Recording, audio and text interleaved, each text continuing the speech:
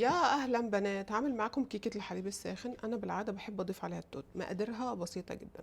اول حاجه هحتاج لي 4 بيضات وعليهم فانيلا. والله انا بحط مقدار الغطا بتاع الفانيلا كده.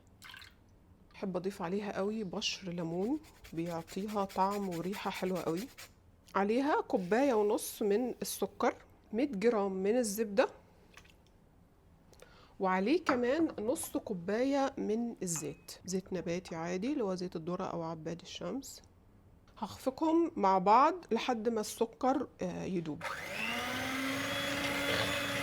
الوقت كده خلوني اخد كوباية من الحليب، وهي اسمها كيكة الحليب الساخن، وهحطها على النار تسخن على ما اجهز الكيكة واكمل خفق الكيك.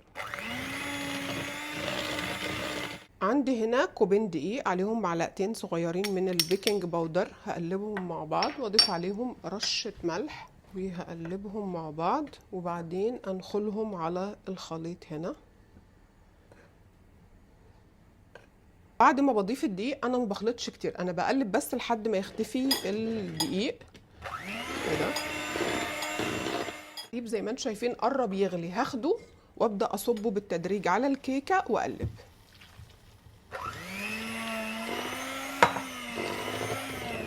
عندي هنا تقريبا كوباية من التوت الأزرق، هاخد معلقة من الدقيق كده وأقلبها فيهم بالشكل ده كده. خلوا الدقيق يغلف التوت. هضيفه هنا على الكيكة وأقلب كده. هدهن القالب كده بمعلقة من الزيت، رشة دقيق، أخليهم زي معجون أبطن بيه القالب علشان الكيكة ما تلزقش بالشكل ده كده. ولو فيه اي تجويفات جوه قالب الكيك اتأكدوا ان الخليط ده دخل فيها كويس. ونصب الخليط في القالب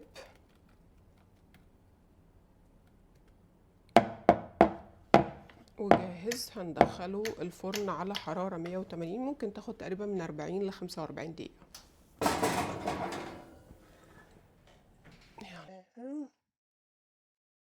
شوفوا طلعت عندي، خليها تبرد وبعدين نقدمها مع بعض.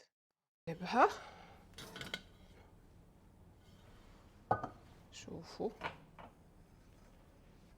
يعني خليها لحد ما تبرد قبل ما نقطع. نقدر دلوقتي نقطعه. تحبوا الكيك مع الشاي؟ زي شوفوا جمالها، شوفوا هشة، ريحتها تجنن. يا جماعة كيكة الحليب الساخن أنا دايما بحب أضيف لها التوت. دي كيكة رهيبة، لازم تجربوها، يعني هشة وطرية ولذيذة، وشوفوا منظرها عامل ازاي.